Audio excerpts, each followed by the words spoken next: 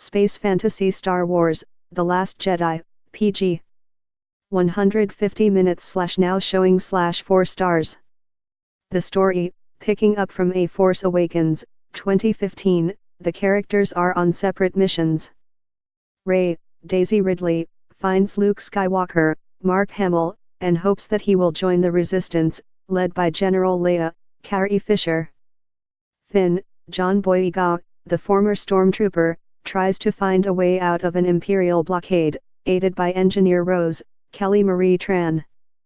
Kylo Ren, Adam Driver, servant of Supreme Leader Snoke, voiced by Andy Serkis, is still a follower of the dark side of the Force.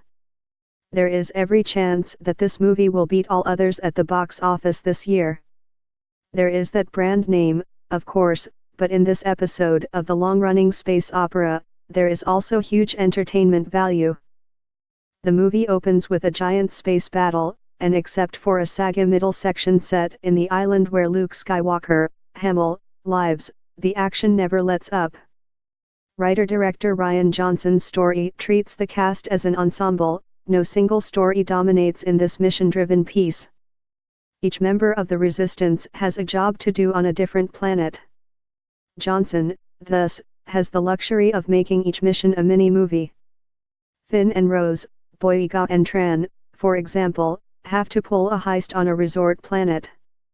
Rey, Ridley, and Skywalker, Hamill, have a Shaw Brothers kung fu setup in which she is the Jackie Chan student and Skywalker the crusty old master. Meanwhile, pilot Poe Dameron, Oscar Isaac, and Resistance leader Admiral Holdo, Laura Dern, have a loose cannon versus uptight boss dynamic of the sort you might find in a cop movie. Doing a slavish copy of a Shaw or shooty politics film could have made for a terribly cliched and by-the-numbers experience, but Johnson's love and respect for genre works is clear in how he makes each story feel fresh. Big space battles are one thing, but there are smaller action set pieces here that can only be described as beautiful.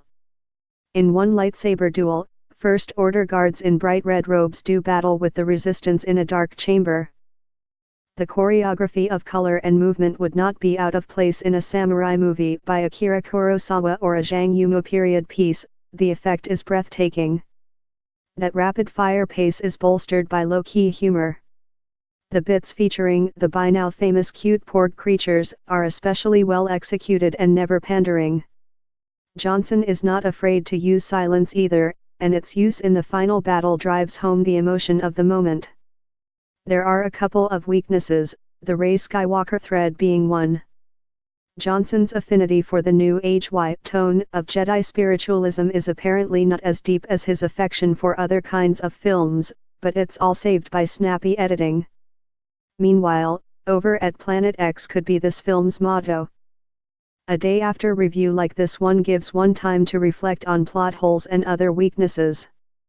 And yes, there are narrative gaps you could drive a lorry through, perhaps because of concessions to the already lengthy 1/2 hour running time.